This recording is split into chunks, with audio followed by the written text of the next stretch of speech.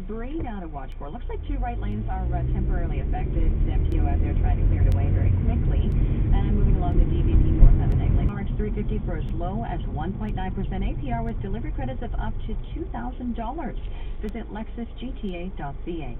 I'm Lisa Edwards with traffic on the New Classico FM. Good morning, Andy. Thank you, Lisa. Good morning. Coming up now to 8 o'clock. Southern part of the coverage area gets cloud. So, by definition, they appear to be related to community transmission. All the more reason, she says, we need to practice vigilant social distancing. That involves keeping at least 6 feet away from other people, staying home, only going out for essentials like food and medicine, working from home, and doing grocery shopping online or having someone else do it for you. Dr. Davila uses the example of places like South Korea and Japan as not having applied social dollars of aid sent out as quickly as possible. The government's tapping $82 billion, $27 billion in direct aid for Canadians, the rest in tax deferrals. Among the measures introduced by the Finance Minister, lowering by 25% the minimum amount needed to be withdrawn from Registered Retirement Income Funds, or RIFs, for 2020. The volatile market and the impact of many seniors' retirement savings. Prior to the COVID-19 crisis, CARP, a new vision of aging, had been calling for an end to mandatory RIF withdrawals.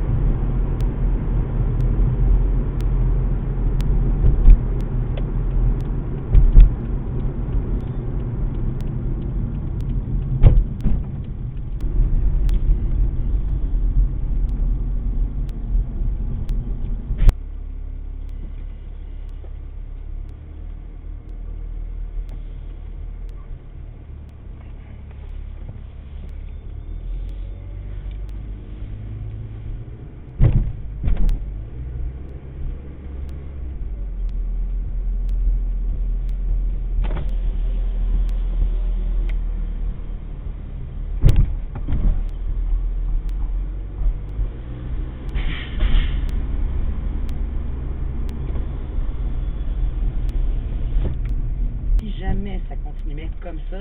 Selon le calendrier actuel, ce serait donc le Grand Prix d'Azerbaïdjan à Bakou le 7 juin qui devrait ouvrir la saison. Mais ça, évidemment, c'est si tout se passe très très bien. Et c'est la même chose, on vient en Amérique du Nord, la FCF, évidemment, la Ligue canadienne de football, c'est la même chose aussi. On essaie de voir quand est-ce qu'on commence la nouvelle saison, mais c'est pas tout de suite. En fait, on a déjà décidé que le camp des recrues qui devait s'ouvrir le 13 mai et le camp officiel des équipes le 17 mai, c'est déjà donc pour l'instant reporté.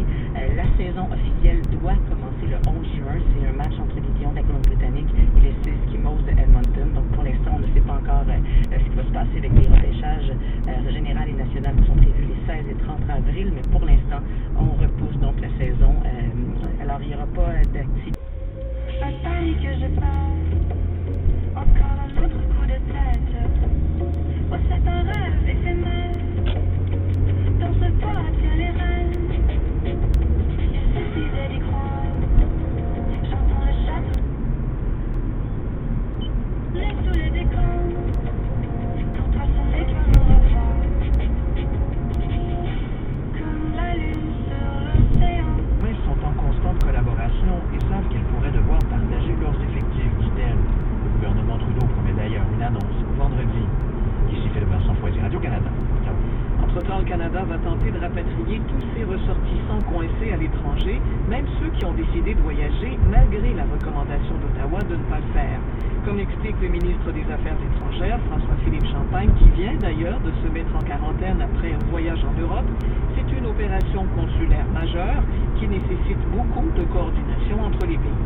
Hier, on a reçu 10 000 appels. Il précise que Mme Tremblay est tombée malade avant la mise en place des mesures adoptées par les autorités.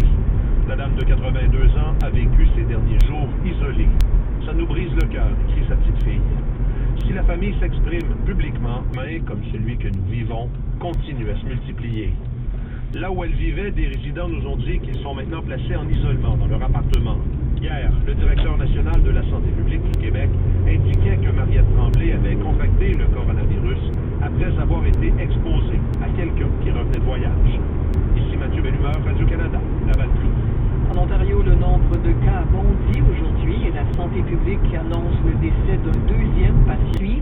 Aujourd'hui, 43 nouveaux cas se sont ajoutés en Ontario, de sorte que le bilan s'élève maintenant à 266 cas, incluant les 9 cas sur la base militaire de Trenton. C'est une augmentation importante, mais pas surprenante selon le médecin hygiéniste en chef de l'Ontario, puisque plus de gens sont testés et plus de gens reviennent de l'étranger. Des attentes tempérées par la Food and Drug Administration, l'agence responsable du dossier. Pendant ce temps, la crise prend de l'ampleur. À New York, l'État le plus touché au pays, on s'attend à une surcharge du système de santé. Do we have enough beds? Do we have enough gloves? Do we have enough PPE equipment? And the answer is no. Le gouverneur de l'État, Andrew Cuomo, est clair. Il demande plus de lits, de gants, de masques et de ventilateurs. Au-delà de cette culturelle préparée par notre collègue Nadir Bemba. Et vous avez peut-être remarqué une variation de notre signal Internet au cours des derniers jours. Vous n'êtes pas les seuls, on vous explique pourquoi dans les prochaines minutes.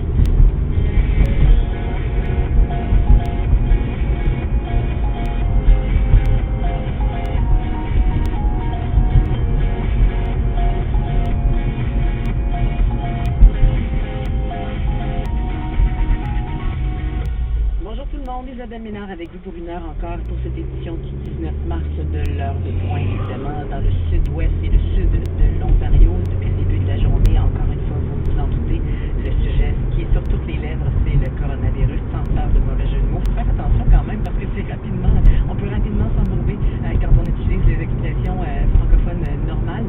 Alors, je vais arrêter ici de maintenant. Donc, on va parler évidemment de la COVID-19, du coronavirus, de différentes façons. Et j'ai justement mon collègue préventif, c'est quand même une grande partie, une suggestion qui pourrait faire le bonheur des ouvriers.